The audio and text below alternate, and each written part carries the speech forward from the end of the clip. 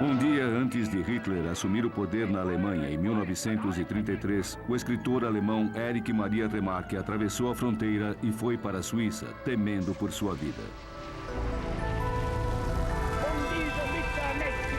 Alguns meses depois, ele ouviu no rádio o momento em que seu primeiro livro foi queimado. Seu pequeno livro havia suscitado a fúria destrutiva do regime militar mais notório deste século. Por que a história de um soldado importaria tanto?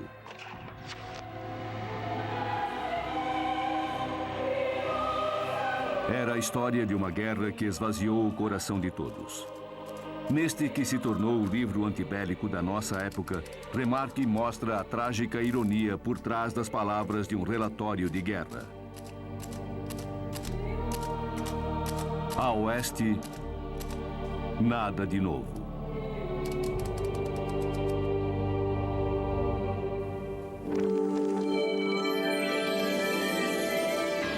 Grandes livros.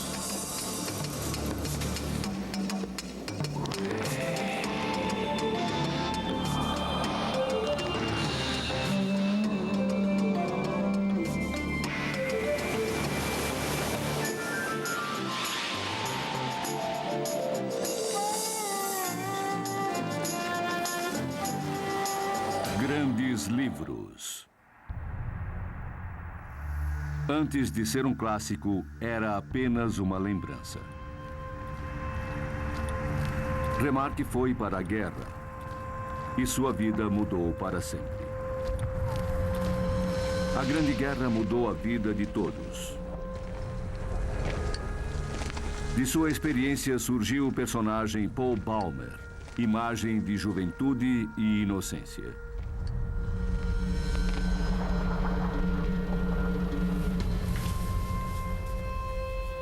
A Oeste Nada de Novo tem um enredo muito simples. Ele nos leva a um mundo de morte e de mortos.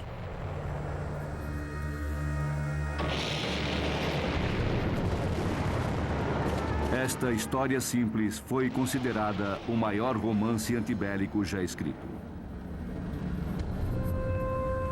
É um livro mitológico porque descreve as mortes insensatas com mais simplicidade e abrangência que qualquer outro livro que eu tenha lido.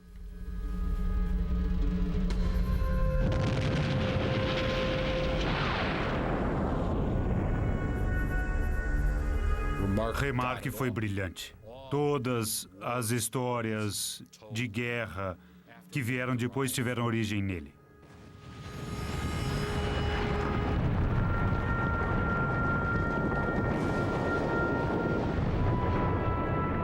Remarque tinha apenas 18 anos quando se alistou.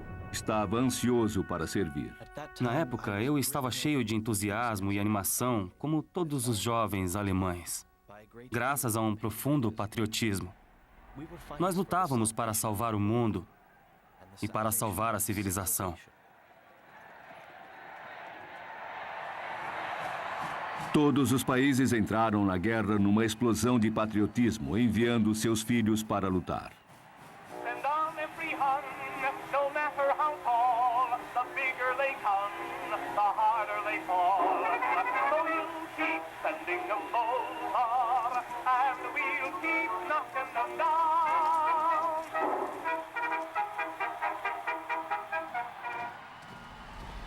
Vocês são os nossos bravos jovens. Todos devem se apresentar. A classe toda vai comparecer como um só homem para servir a pátria. Remarque conta a história pelos olhos de um jovem estudante alemão, Paul Bäumer. No filme de 1979, vemos Paul ser assolado pela guerra. Ele não imagina o que o espera. Costumamos designar um veterano para cada novo pelotão. A realidade é esclarecida por um veterano, Kat. Ele diz o que os soldados precisam saber. Durante o treinamento, eles ensinam coisas bonitas sobre a vida do soldado.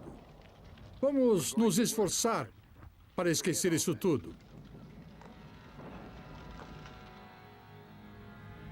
Aqueles jovens saíram do colégio e foram direto para a guerra. Eles foram traídos, enganados até pelos professores, por seus pais.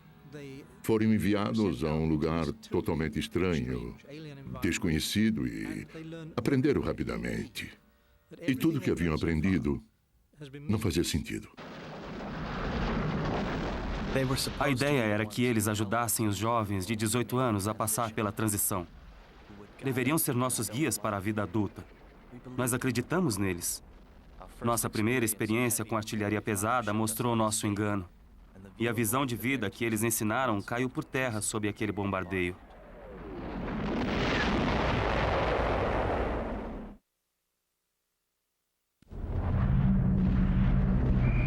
Paul e seus colegas logo perceberam que não há nada de heróico na guerra. Eles foram presos em um pesadelo. O fronte é uma jaula, onde você espera nervosamente aquilo que lhe vai acontecer. Ficamos parados ali sob as trajetórias das balas e vivemos na tensão da incerteza. O destino paira sobre nós. Quando alguém atira, eu me abaixo. Todos os soldados devem o fato de estar vivos a momentos de sorte, nada mais. O soldado acredita e confia na sorte.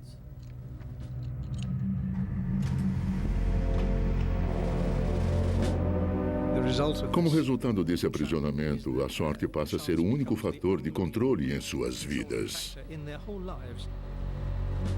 Paul chega a contar que falou com algumas pessoas e mudou de grupo. O primeiro grupo morre num bombardeio, então ele precisa voltar. E o segundo grupo é morto depois. É pura sorte o fato dele conseguir escapar nessas ocasiões.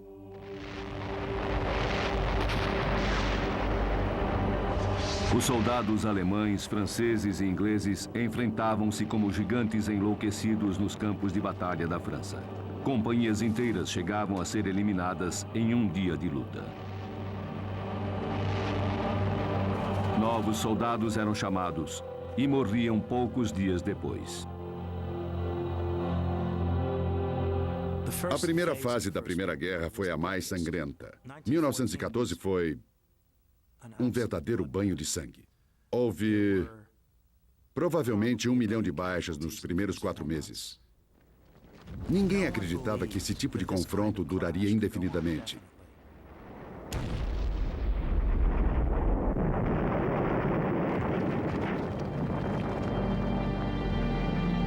Apesar da carnificina, os generais continuavam ordenando que os soldados atacassem. Nas famosas batalhas do século XIX, a ofensiva agressiva era o caminho mais comum para a vitória.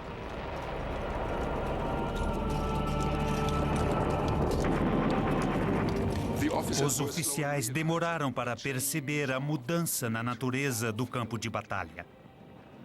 O que foi mantido durante muito tempo foi o chamado mito do grande evento. A ideia de que eles chegariam a uma única batalha decisiva que definiria o vencedor e o derrotado na guerra.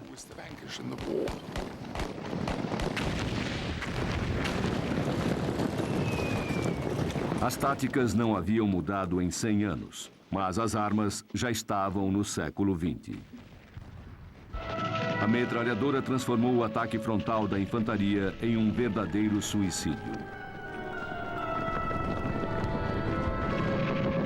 Apertando um botão, 3 homens disparavam o mesmo número de balas que 40 homens com rifles.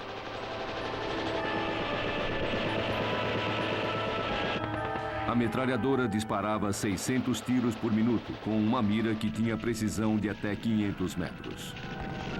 A metralhadora levou eficiência mecanizada mortal ao campo de batalha e colocou em vantagem o lado que se defendia.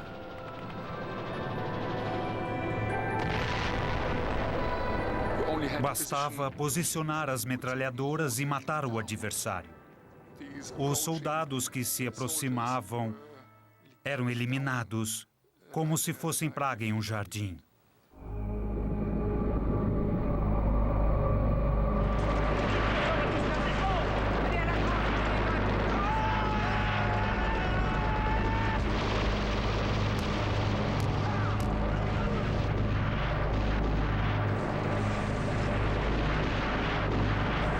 Sabendo que as chances de sobrevivência eram poucas, os soldados esperavam com temor pelas ordens de deixar as trincheiras e atacar sem cobertura.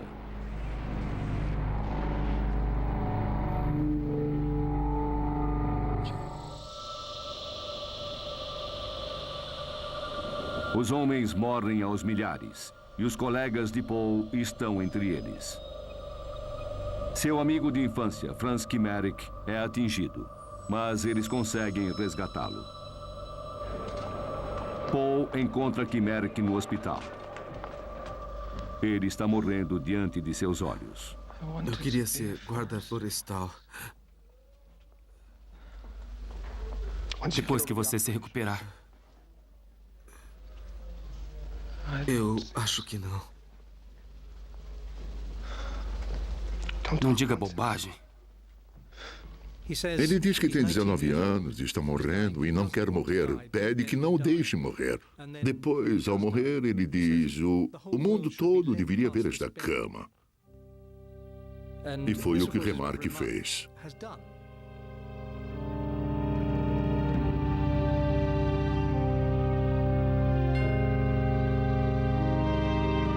Com a morte de cada amigo, Paul e seus colegas foram ficando desiludidos com a Alemanha na qual acreditavam.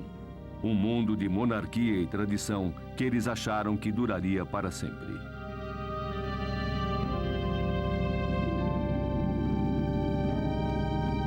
Enquanto eles continuavam escrevendo e fazendo discursos, nós víamos hospitais e homens morrendo. Enquanto eles mostravam o serviço à pátria como um grande feito, nós sabíamos que o medo da morte era maior ainda. Já podíamos ver as coisas com clareza. De repente, abrimos nossos olhos. Vimos que não restava nada do mundo deles. Subitamente, nós nos vimos terrivelmente sozinhos.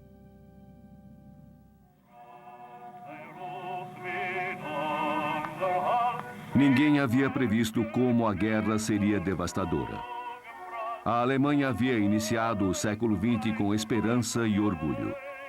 Na virada do século, o país tomava a dianteira da Revolução Industrial, e isso se percebia em Berlim. Berlim era uma pequena cidade em 1900. Em 1914 era uma grande cidade. O crescimento industrial criou uma grande classe operária a favor do Kaiser. A industrialização estava mudando dramaticamente o mundo de Remarque, mas, sendo criança, ele não tinha consciência disso. Ele cresceu na pequena cidade provinciana de Osnabrück. Recebeu educação católica num ambiente rígido. Mas Remarque não era uma criança comum. Ele tinha talentos artísticos que seus pais não entendiam.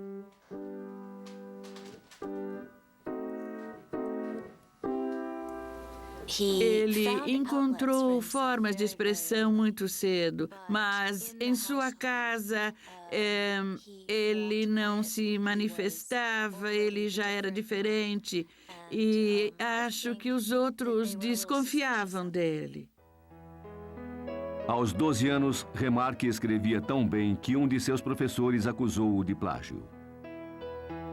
Quando Remarque fez 17 anos, finalmente encontrou apoio. O Círculo dos Sonhos, um grupo de jovens que discutia arte, literatura e natureza.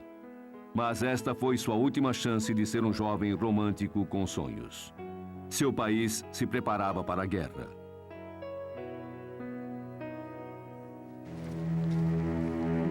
A paz havia reinado na Europa por 40 anos até 1914. Uma série de alianças manteve o equilíbrio do poder. Mas a Alemanha do Kaiser Guilherme II não estava interessada em manter o equilíbrio. Afinal, a Alemanha tinha o melhor exército da Europa, mas o menor número de colônias. Os líderes alemães acharam que era o momento de detonar uma guerra que redistribuiria forças em seu favor. O assassinato do arquiduque Ferdinando na Sérvia foi o estopim da Primeira Guerra Mundial. A Áustria-Hungria declarou guerra contra a Sérvia. As outras grandes forças foram caindo como dominós, de acordo com suas alianças. Os alemães invadiram a França pela Bélgica, e os exércitos francês e inglês os encontraram em território francês. Surgia, assim, a Frente Ocidental. Foi uma guerra total, não era humana, era algo além da humanidade, fora do controle do homem.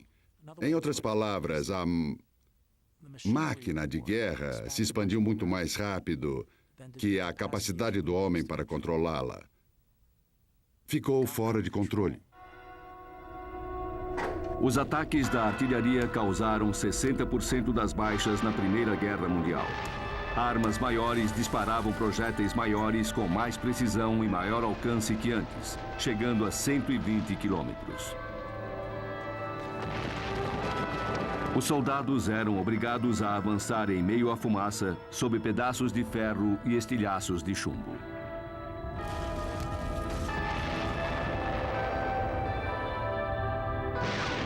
Balas altamente explosivas penetravam profundamente o chão, devastando trincheiras e todos que estivessem nelas.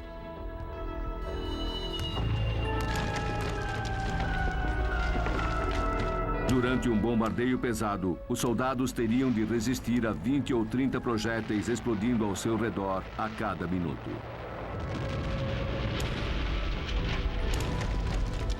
A artilharia despertava os piores medos da humanidade e causava desmembramento. Você era reduzido a pedaços que eram visíveis. Outra coisa que a artilharia fazia era enterrar você vivo. Eram experiências comuns e rotineiras na Frente Ocidental.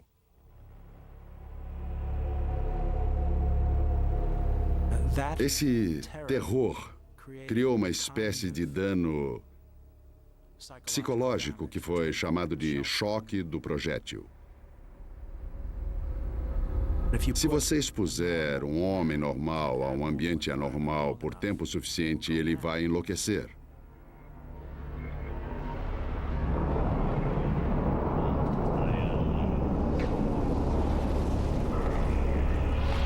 Paul e seus colegas não têm como fugir do caos que os cerca. Eles representam o ponto de vista dos desprivilegiados, os homens da infantaria presos em meio à primeira guerra industrializada da humanidade. Eles se recolhem nas trincheiras, tendo a morte como companhia constante.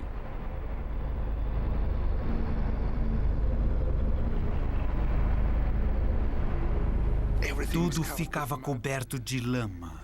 Há muitas histórias de soldados que falam da infestação. Eles conviviam com vermes e ratos.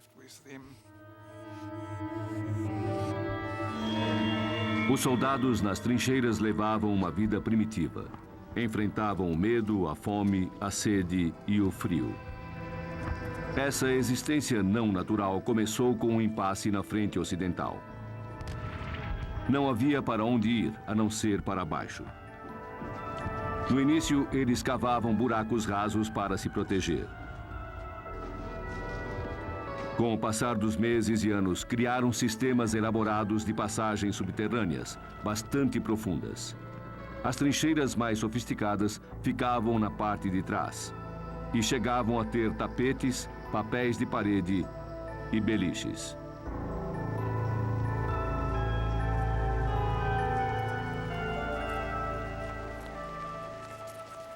É preciso imaginar o que significa viver nessas trincheiras sem higiene apropriada e, mais que isso, eles estavam cercados de corpos em decomposição. Eram cadáveres de homens e de cavalos que haviam sido atingidos e estavam se decompondo.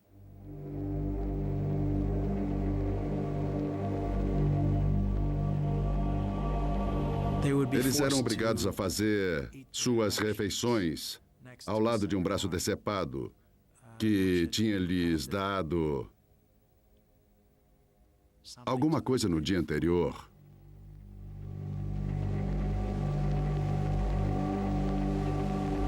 Muitos relatam terem encontrado um globo ocular em suas mãos ou então viam pessoas segurando seus cantis com braços rígidos que se erguiam sobre a trincheira. São imagens que o homem jamais deveria ver. A saudade de casa criava um elo muito forte entre os soldados que se apresentavam juntos, treinavam juntos, serviam juntos e de forma alguma trairiam essa confiança. A única forma que encontro para explicar por que os soldados suportavam isso é o amor que eles tinham por seus companheiros, que era muito profundo. Isso cria um grande poder de permanência, muito mais forte que qualquer ideologia ou crença. Então nos sentamos, um diante do outro, Kat e eu, 2 soldados com uniformes velhos assando um ganso no meio da noite. Não falamos muito, mas temos um pelo outro uma consideração maior do que um casal de amantes teria. Somos 2 seres humanos, 2 pequenas centelhas de vida. Lá fora existe apenas a noite e ao nosso redor a morte.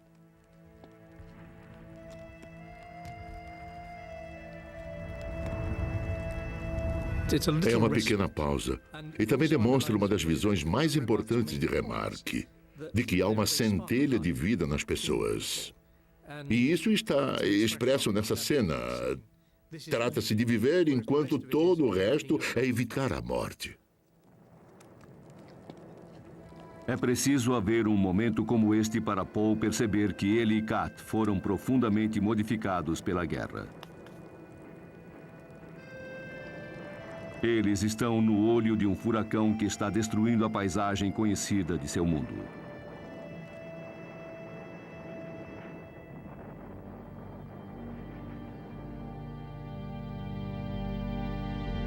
Em 1916, a Primeira Guerra Mundial estava fora de controle. Milhões de pessoas morreram em tentativas inglórias de vencer a guerra. Mas o fim não estava próximo. A guerra atingia a todos em seu caminho de violência. A Primeira Guerra Mundial dilacerou a membrana da civilização. Ela espalhou o terror industrializado. A violência sem precedentes e a carnificina viriam a se multiplicar em nosso século.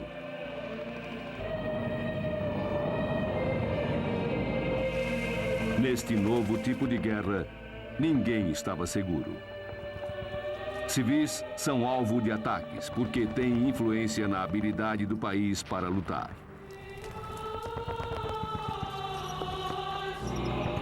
A Primeira Guerra Mundial foi a primeira guerra total no mundo.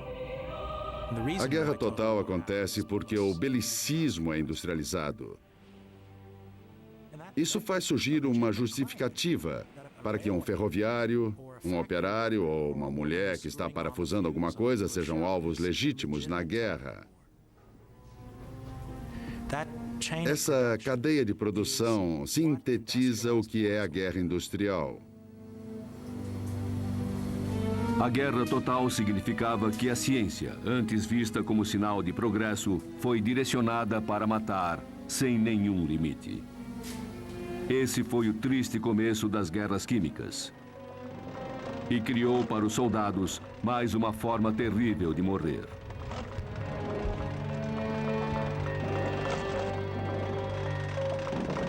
Os primeiros minutos com a máscara revelam se você vai viver ou morrer.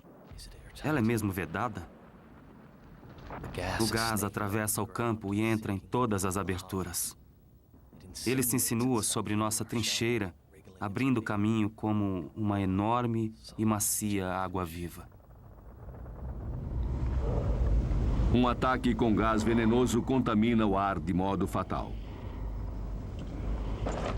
O medo dessa morte agonizante levou os soldados a um local mais alto, onde ficavam mais vulneráveis aos ataques da artilharia.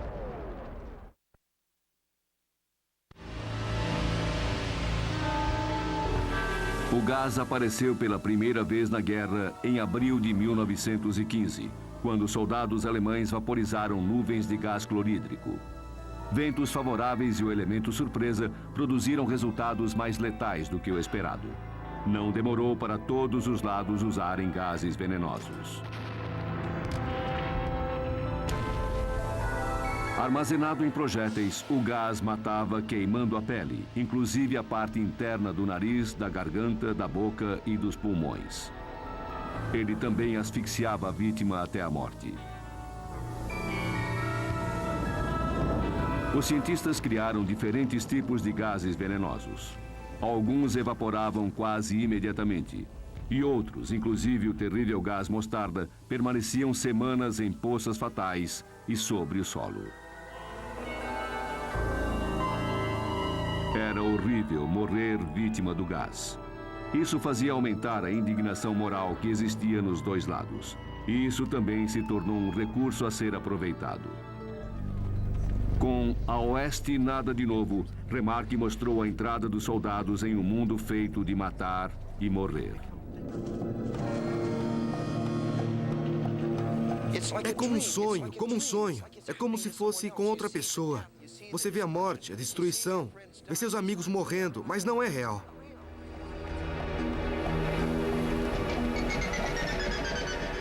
Você sente que o tempo está sendo esticado e distorcido. Às vezes você pensa, o que há com o meu corpo? Por que demoro para me mexer? E você vai mexendo, passo a passo, passo a passo.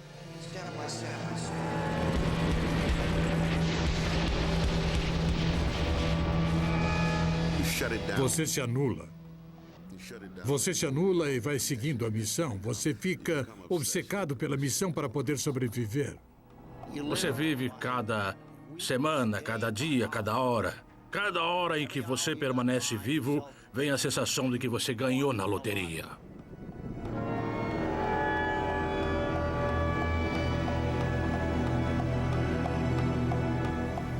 Eu achava que, por estar vendo aquelas coisas horríveis, elas estavam se tornando parte de mim.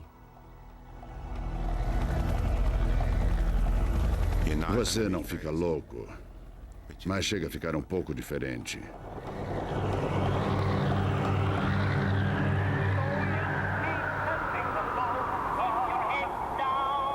Os dias, as semanas, os anos que passamos aqui vão voltar para nós.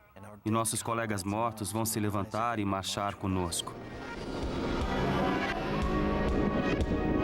Mas nos anos que passamos na linha de batalha, precisamos seguir em frente. Contra quem? Contra quem? Eu tinha de olhar para dentro de mim mesmo e perguntar: o que foi feito de você? Sempre me ensinaram que eu não deveria matar e coisa assim. E era muito sério. Chegava a chorar se atropelasse um esquilo.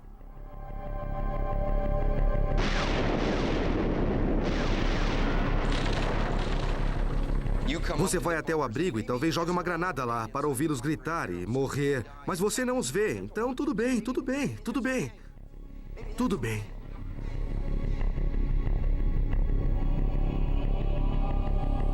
Você chega ao ponto de disparar a metralhadora com o inimigo se rendendo.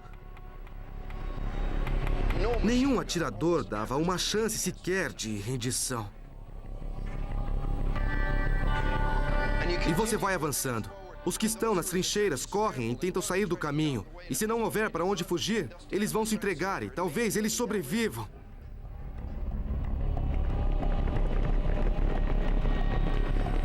Os que viram e fogem quando você pode atirar, esses você pode matar. Pode matar fácil, porque quando eles viram e fogem, é como se fosse um cachorro. Alguém foge, o cachorro avança e mata. O cachorro avança e mata. O cachorro avança e mata. O cachorro avança e mata.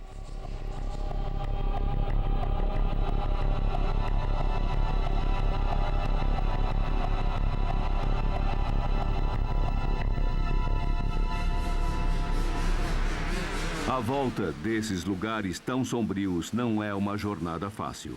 Paul descobre que ter conhecido a loucura tornou estranha sua vida diária.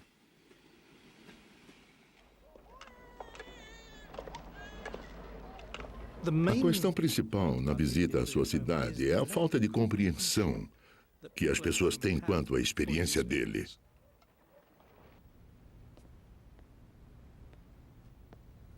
Vemos pela primeira vez a mãe de Paul, que está muito preocupada com ele, é claro. Mas não tem a menor noção do que está acontecendo. É muito ruim lá. Não, nem tanto. Ele encontra vários professores da escola, homens mais velhos que o cumprimentam e o chamam de herói, pagam bebidas, mas ficam dizendo que é preciso derrotar os franceses e ganhar terreno, como se fosse fácil fazer isso. Eles também não entendem.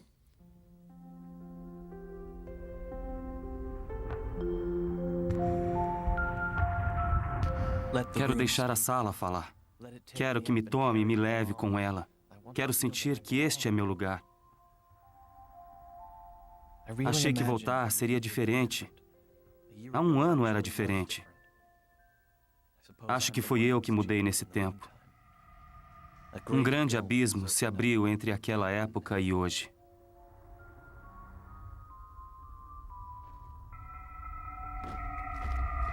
Paul faz parte da geração perdida. Remarque achava que a Primeira Guerra Mundial havia destruído uma geração de jovens, impossibilitando todos eles de encontrar a paz.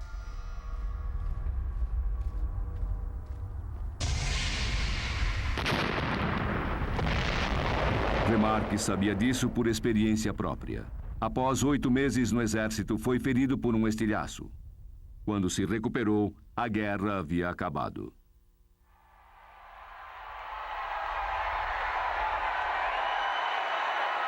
A vitória foi dos aliados, incluindo os que chegaram por último, os norte-americanos. Após a guerra, o choque na Alemanha foi muito forte. Por vários anos, eles foram levados a acreditar que estavam a poucos dias da vitória final. Os alemães se renderam no dia 11 de novembro de 1918. Os aliados continuaram o bloqueio contra os civis, o que para mim foi um crime de guerra. Os alemães haviam se rendido porque punir mulheres e idosos e crianças, bloqueando os alimentos que deveriam entrar na Alemanha, só poderia ser para forçar os alemães a aceitar quaisquer condições que os aliados impusessem. Isso aconteceu em 20 de julho de 1919. O Tratado de Versalhes lesou uma sociedade já abalada. Os soldados voltaram para uma sociedade que se desintegrava e acharam difícil se restabelecer. Não havia empregos, a taxa de desemprego era altíssima. Essa sensação de desesperança é muito característica dos primeiros anos que sucederam à guerra.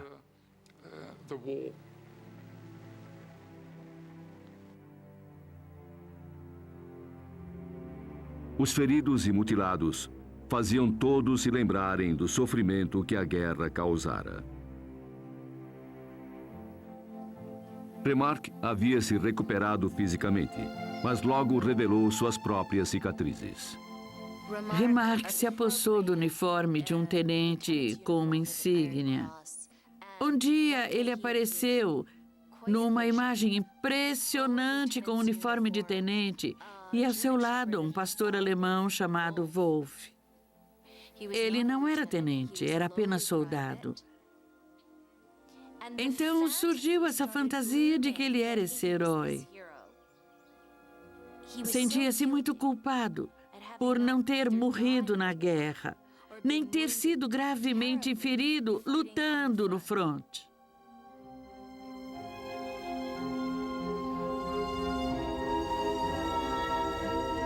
Remarque vivia essa fantasia de vitória em um país que tentava se recuperar da derrota. Ele estava em um momento difícil, confuso sobre que rumo tomar.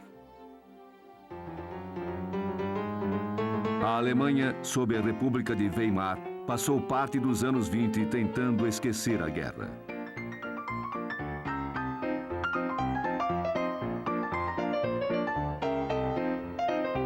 Remarque tornou-se um repórter bem-sucedido e presença constante na vida noturna de Berlim. Mas ele queria ser mais que um jornalista. Nas horas de folga, tentava escrever ficção. Fazendo isso, ele descobriu a verdade. A verdade é que havia alguma coisa na minha mente. A espera, o terror e o sofrimento que eu havia visto nos anos de guerra ainda estavam lá. Não expressos, caóticos, tirando a minha paz de espírito, tornando impossível me adaptar às atitudes comuns da vida civil. A ideia do livro surgiu como uma espécie de válvula de escape. A Oeste, Nada de Novo, era um livro que estava dentro dele e que precisava sair. A total insensatez da guerra. Ele não tentou dar sentido a ela no livro, mas a pressão era tanta que ele precisava desabafar. O livro satisfez um grande desejo de saber como havia sido a guerra realmente e passou de um romance regional alemão a um best-seller mundial. Erich Maria Remarque tornou-se celebridade internacional. Ninguém havia esclarecido para o público alemão o que de fato havia sido a guerra. Era algo tão profundo que eles não conseguiam falar a respeito. Todas as mães perderam filhos e este era o filho delas falando. A Oeste, Nada de Novo, esclareceu a falta de ânimo da geração de homens que eram de meia idade em 29 e que eram jovens em 14. Esse grito de dor de toda uma geração que havia perdido sua juventude, sua visão, foi isso que a Oeste, Nada de Novo, esclareceu. O verão de 1918 foi o mais sangrento e o mais difícil.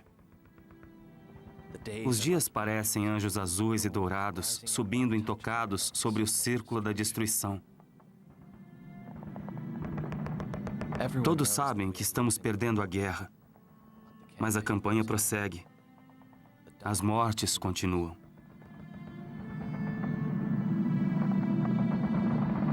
A ascensão do Partido Nacional Socialista, os nazistas, redefiniu a Primeira Guerra como uma batalha heróica para os alemães.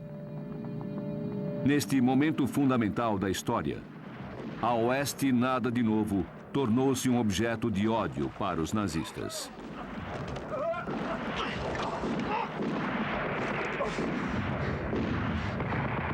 O livro retratava a guerra como uma época de sofrimento e o soldado alemão como um matador relutante e aterrorizado.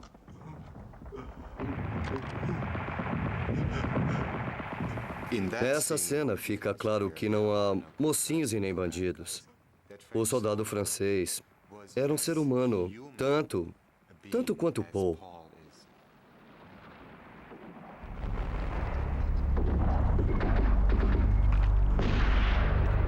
Esse reconhecimento da fraternidade universal ia exatamente contra as ideias dos adeptos do nacional-socialismo.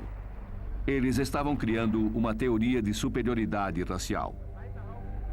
Isso significava que alguém teria de ser responsabilizado pela humilhação sofrida na guerra.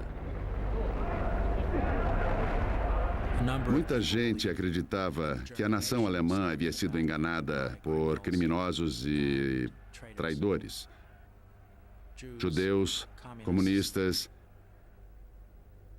que tiraram das mãos do exército alemão a vitória, que a um preço tão alto era deles.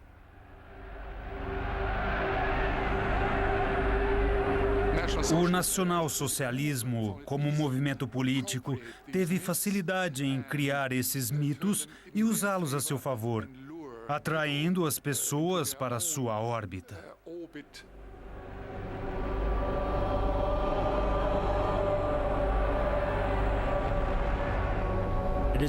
É impossível separar o apelo nazista da terrível experiência da classe média alemã ao lidar com a inflação.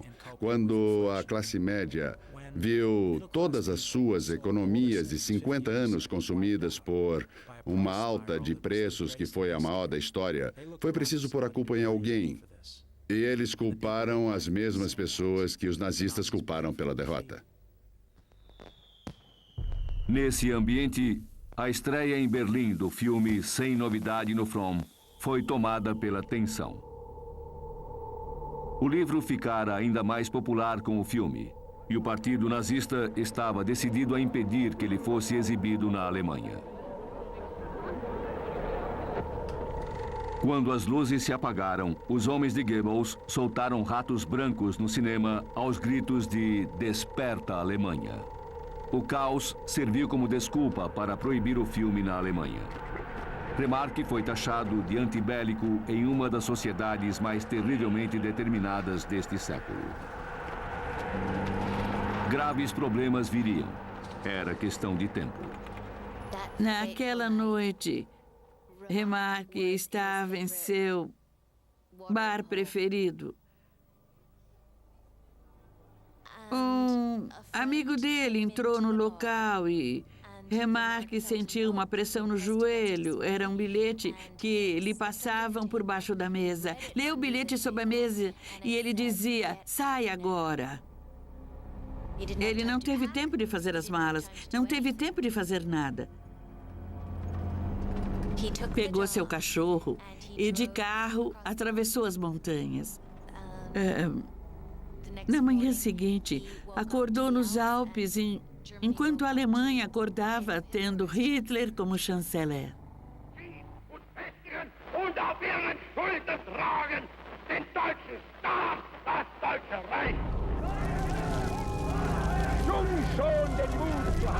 Pouco tempo depois, A Oeste Nada de Novo foi proibido e queimado, junto com outros livros considerados prejudiciais.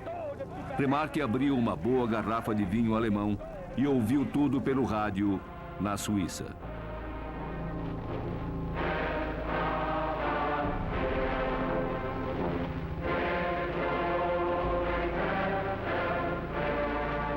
Em 1939, com a invasão da Polônia, Hitler iniciou a Segunda Guerra Mundial. Remarque tornou-se um homem sem pátria. Imigrou para os Estados Unidos e escreveu vários outros livros. Mas sempre seria conhecido como o escritor do livro antibélico que captou a tragédia da Grande Guerra.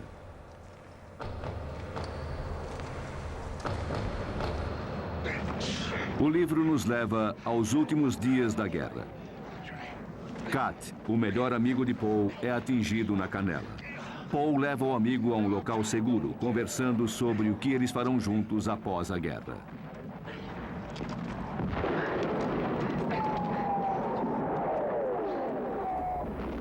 No caminho, um pequeno estilhaço que cai, completamente ao acaso, atinge Kat.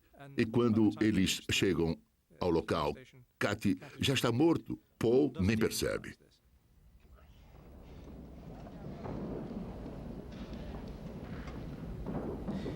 É uma cena muito importante. A ironia é que esse homem que sobreviveu a tudo acaba morrendo de uma maneira estúpida.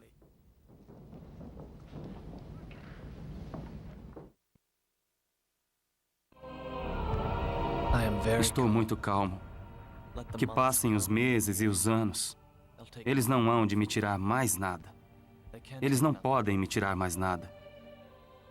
Estou tão sozinho e tão sem esperança que posso enfrentá-los sem medo. A vida que me manteve de pé todos esses anos ainda está nas minhas mãos e nos meus olhos.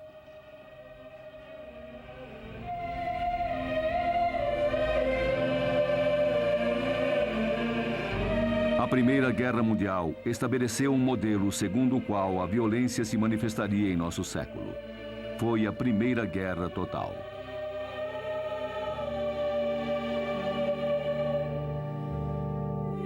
A Oeste Nada de Novo torna a história humana por trás da guerra inesquecível.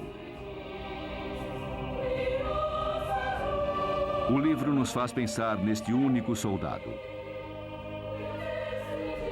Nós vivenciamos a guerra pelos olhos de Paul Baumer. E por meio dele, conseguimos entender a tragédia da guerra. A guerra, como a concebemos, acabou. Não há mais nenhum motivo para alguém disparar um tiro sequer. A guerra acabou. Paul enfrentou perigos incríveis. Ele sobreviveu a momentos em que muitos dos outros não resistiram.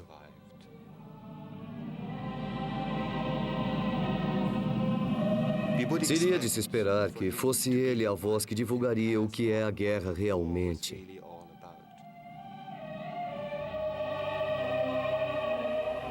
É um único tiro. Ninguém sequer ouve. Ninguém sequer percebe.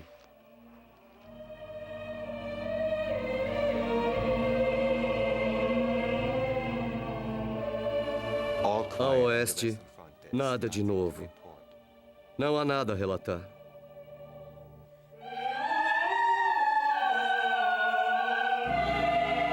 Versão brasileira Clone.